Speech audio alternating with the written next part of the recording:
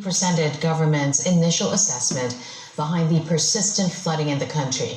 Marcos noted 545 billion pesos have been spent on nearly 10,000 projects in the past 3 years alone. But he says many of these projects share the same contractors and prices. He also pointed out the mismatch between flood-prone provinces and areas with the most projects. Marcos also revealed nearly 20% of the cost of the projects went to just 15 contractors. But when asked about the possible involvement of lawmakers in alleged corruption and flood control projects, this was the president's response. Lalo po talaga tayong investigative journalist ngayon dito sa Pilipinas. Trabaho niya yan. Look it up. We are going to look at it also. But it will be premature for me to name names. We have to clean our ranks. This is, it might be a little painful. Baka masangkot dyan yung mga tao na malapit sa atin. Ngunit kahit malapit sila sa atin, mas malapit naman siguro sa puso natin yung taong bayan. Kaya sila ang unahin natin. Marcos also introduced a government website where the public can view and report issues on flood control projects.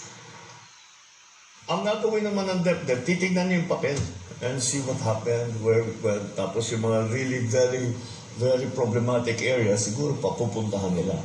But how many areas can they go to? We were talking about 9,000 projects. Hindi naman pupuntahan lahat. Kaya para sa akin, napakahalaga ang kontribusyon at ang mga komento, ang mga reklamo, ang mga video, mga picture na ipapadala sa atin ng taong bayan. This will not work. This whole process will not work unless people are involved. We need everyone involved. Because, I don't know, 80 million, 90 million pairs of eyes are better than all the eyes in entirety of government. Lahat ng hinain ninyo, masama loob ninyo, yung nagre-reklamo kayo, frustrated kayo, dahil nakikita ninyo, wala namang kayong malapitan. Ito na yung chance ninyo. Babasahin ko bawat isa. Senator Sherwin Gatchalian allaying concerns over the Senate's archiving of the impeachment complaint against Vice President Sara Duterte. He says it is still possible to revive the case if the Supreme Court reverses its decision nullifying the articles of impeachment. This follows opinions that the complaint is already effectively dead, but Gatchalian explains it only takes a request from 5 senators to bring the case back to the Senate's order of business.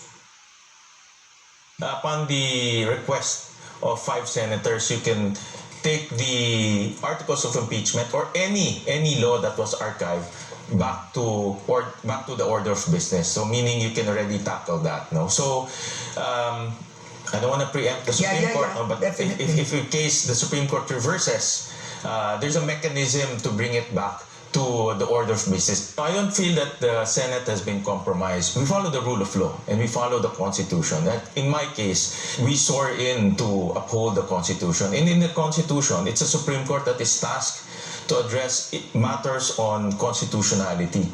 And that's what we're following. And the Supreme Court is very clear in its decision. It's unconstitutional, it's immediately executory, and it's void ab initio. No? So those 3 very important items by the Supreme Court were upheld by the Senate.